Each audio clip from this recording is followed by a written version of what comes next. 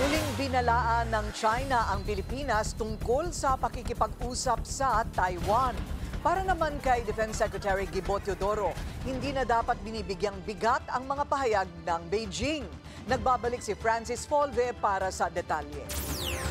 Mabilis na sinalag ng China ang umano'y naging pahayag ni Navy spokesperson for the West Philippine Sea, Rear Admiral Roy Vincent Trinidad, na pinag-uusapan na ang kooperasyon sa pagitan ng Pilipinas at Taiwan. Sabi daw ni Trinidad na both sides are one step away from joint activities and military-to-military cooperation. Sa pahayag ng Embahada ng China sa Pilipinas, sinabi nito na ang Taiwan ay probinsya ng China at sakop ng Chinese territory. Nasa core interest din daw ito ng kanilang bansa. Lalabanan daw nito ang anumang uri ng official interaction sa kanilang Taiwan region at sa mga bansang may diplomatic ties sa China. Pinayuhan din nito ang Pilipinas na sundin ang One China Principle at itigil ang pagbibigay ng wrong signal sa Taiwan independence. Pinapaiwas din nito ang mga opisyal ng Pilipinas na gumawa ng umano'y provocation sa Taiwan question. Panghuli, sabi ng China,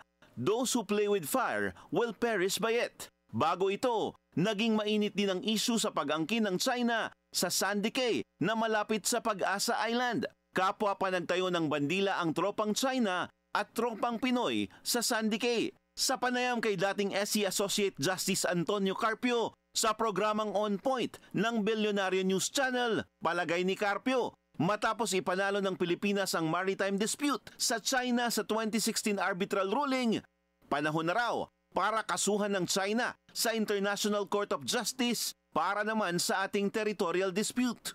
In the territorial dispute, it's about ownership, sovereignty.